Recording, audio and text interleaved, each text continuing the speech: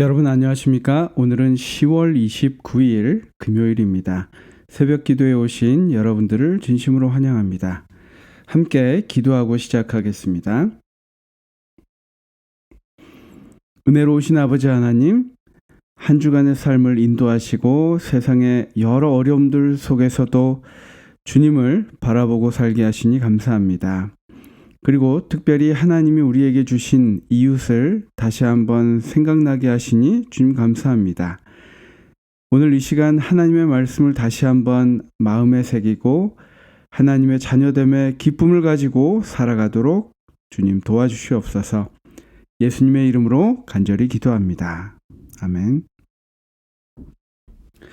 여러분 오늘은 여섯째 날 금요일입니다. 지난 한 주 동안 저희가 내 문 안에 유하는 나그네라는 주제로 함께 말씀을 살펴보았습니다. 경제학자들은 자본주의가 발달할수록 빈부격차가 심화되어 가고 있다라고 이야기하고 있고, 또 고령화부터 또 기술의 진보 여러 가지 원인으로 인해서 이러한 것들이 점점 늘어나고 있는데, 이렇게 부유한 사람과 가진 것과 가지지 못한 사람들의 양극화가 무서운 게 이 승자와 패자가 서로 불신만 한다는 것이 특징입니다. 즉 승자들은 당연히 패자들은 노력을 안 하고 사회 탓만 한다고 욕하는 것이고, 패자들은 승자들이 부모와 돈으로 승자가 된 것이라면서 욕하면서 서로 불신하게 되면서 그러한 사회가 어떻게 될까요? 점점 더 우리가 겪지 못했던 불안한 요소들이 사회에 나타나는 것입니다. 그것은 가난한 사람뿐만 아니라 부유한 사람도 함께 그 불안을 느끼는 것입니다. 텐션이 늘어나는 거겠죠. 그래서 그런 것들을 막아보려고 여러 정부와 학자들과 노력을 하고 있지만, 이것이 노력을 하는 것 같지만, 또 정부에서는 여러 시책을 시행하는 것 같지만 점점 더 그것이 심해지는 것을 우리가 볼 수 있습니다. 다윗과 솔로몬이 통치하던 때와 같은 이스라엘 역사의 최고의 시기에도 하나님으로부터 큰 축복을 받은 이스라엘 백성들이 그들 가운데 있던 가난하고 연약하고 소외된 자들을 억압하며 살았다는 것은 그러한 통계를 볼 때 우리가 이해를 할 수 있습니다. 왜냐하면 그때도 그랬고 지금도 마찬가지이기 때문입니다. 아모스 5장 11절 12절 말씀에 너희가 힘없는 자를 밟고 그에게서 미래부동한 새를 거두었은즉 너희가 비록 다듬은 돌로 집을 건축하였으나 거기 거주하지 못할 것이요 아름다운 포도원을 가꾸었으나 그 포도주를 마시지 못하리라. 너희의 허물이 많고 죄악이 무거움을 내가 아노라. 너희는 의인을 학대하며 뇌물을 받고 성문에서 가난한 자를 억울하게 하는 자로다 라고 말씀하고 있습니다. 지금 시대와 그렇게 별반 다를 것이 없는데 그 시대에 대하여 하나님께서 어떠한 일이 있을 것이다, 그것이 부당하고 잘못된 것이라는 것을 이야기하고 계십니다. 이사야 3장 14절 말씀입니다. 여호와께서 자기 백성의 장로들과 고관들을 신문하러 오시리니 포도원을 삼킨 자는 너희이며 가난한 자에게서 탈취한 물건이 너희의 집에 있도다 라고 말씀하고 계십니다. 여기서 중요한 것은 하나님을 알지 못하는 이방 사람들에게 하시는 말씀이 아니라 여호와께서 자기 백성의 장로들과 고관들을 신문하러 오시리니 라고 말씀하시는 것처럼, 하나님을 알고 있음에도 그 하나님을 알고 있는 것이 우리 삶 속에 실천되거나 하나님을 드러내는 그런 삶이 아니라 어떻게 보면 하나님을 사회적으로 또 자기의 부를 위하여 이용하는 그러한 지도자들 또 고관들, 그러한 신앙인들도 우리가 생각해 보아야 할 것입니다. 우리 금요일 주제의 핵심적인 토의를 세 가지를 이야기하고 있는데 한번 그 말씀들을 보겠습니다. 첫 번째는 이스라엘은 그들 또한 애굽에서 나그네였음을 기억해야 했습니다. 이는 그들이 그들 중에 있는 나그네들과 소외된 자들을 그들이 애굽에서 있을 때 그들이 대우받고 싶었던 그대로 대우해야 할 이유였습니다. 이와 같은 사실은 예수님의 피로 우리 모두가 죄의 속박으로부터 벗어났다고 이야기하는 복음과 어떻게 연결이 됩니까? 예수님께서 우리를 위해 이루어 주신 일들이 우리의 도움을 필요로 하는 자들을 대하는데 영향을 주어야 하는 이유는 무엇입니까? 라고 질문하고 있습니다. 여러분은 어떻게 생각하십니까? 저는 이 질문에 대해서 내가 가진 이것이 보상이 아닌 은혜라는 이 생각에서 우리가 시작한다고 생각합니다. 우리가 나그네였음을 기억해야 되는 것, 그리고 나그네였다가 지금은 하나님의 은혜로 우리가 이렇게 살아가는 것이 우리가 노력하고 힘쓰고 잠자지 못하고 힘써 일한 것도 있지만 그 모든 것이 하나님께서 우리에게 베풀어 주신 은혜라는 생각이 있어야 그것을 남에게 나누어 줄 수 있고 그러한 것에 대해서 부담을 갖지 않는다는 것입니다. 고린도전서 15장 10절 말씀에 그러나 나의 나 된 것은 하나님의 은혜로 된 것이니 내게 주신 그 은혜가 헛되지 아니하여 내가 모든 사도보다 더 많이 수고하였으나 내가 아니요 오직 나와 함께 하신 하나님의 은혜로라 라고 기록하고 있습니다. 나의 나 된 것은 하나님의 은혜로 된 것이다. 우리가 이 말씀을 기억하면 여기에 그 말씀을 이야기하고 있죠. 그분은 당신의 구호봉사의 말씀인데요. 그분은 당신의 은혜를 제자들에게 주시면서 거저 받았으니 거저 주어라 라고 말씀하셨습니다. 그들은 세상으로 들어가서 그분의 사랑과 치료의 복음의 빛을 널리 비추어야 하였습니다. 그분께서 하신 일을 그들도 해야 하였습니다. 이 일이 세상에서 우리가 할 일이다. 동정과 긍휼의 마음으로 우리는 고난당하는 인간의 재난을 덜어주기 위하여 사심없는 열성으로 노력하며 도움이 필요되는 자들에게 봉사해야 한다라고 기록하고 있습니다. 우리가 그렇게 받았기 때문에 거저 받았으니 거저 주어라. 그래서 세상 속으로 들어가서 사랑과 치료의 복음을 널리 비추어라 라고 하나님이 명령하신다는 것입니다. 그렇게 할 때 우리가 이 일을 할 때 크게 축복을 받을 것이다. 그 가마는 막을 수 없다. 이로 말미암아 영혼들이 구주께로 나오게 된다. 이 일로 말미암아 영혼들이 구주께로 나오게 된다.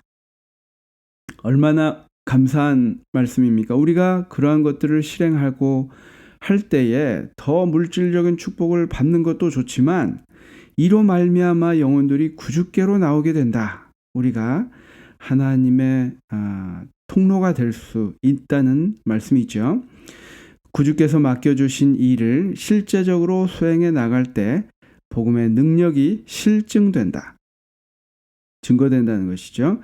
이 일은 괴로운 노력이 요구되지만은 보상을 받는다. 왜냐하면 죽어가는 영혼들이 그런 활동을 통하여 구원을 받기 때문이다. 그 가마를 통하여 재능 있는 남녀들이 그리스도의 십자가로 이끌려오게 된다. 사람은 영혼은 물론이요 육체도 구원을 받아야 한다. 구호봉사에 있는 말씀입니다. 정말 우리가 받은 은혜를 생각하고 이것을 나누게 될 때에 우리 주변에 많은 사람들이 죽어가는 영혼들이 그런 우리의 활동을 통하여 구원을 받기 때문에 우리의 괴로운 노력이 될지라도 그것이 충분히 보상을 받는다라고 말씀하고 계십니다. 우리가 오늘 하루도 정말 거저 받은 것을 하나님께서 주신 그 놀라우신 은혜를 우리도 나눌 수 있는 그런 하루가 되었으면 좋겠습니다. 전 또 하나 생각해 본 것이 다른 사람은 안 그러는데 나만 그렇게 할 필요 있나? 그런 생각을 우리가 버리는 데서 이러한 활동이 시작된다고 합니다. 그렇게 하지 않을 때 세상 사람들이 하는 것처럼 그냥 평범하게 살아가고자 하는 것이 인간의 본성이 되어버리기 때문입니다. 하나님께서 분명히 나의 십자가를 지고 나를 따르라 라고 말씀하셨습니다. 때로는 우리가 더 적게 가져야 되고 더 수고해야 하고 때로는 더 미움을 받아야 될 때도 있습니다. 오해를 받을 때도 있고요. 하지만 그것이 바로 우리 예수님의 지신 십자가를 함께 지는 것이라는 생각으로 우리가 때로는 다르게 살아가야 한다. 그것을 우리는 받아들여야 된다라는 것이 우리가 이렇게 살아갈 수 있는 동기가 된다고 생각합니다.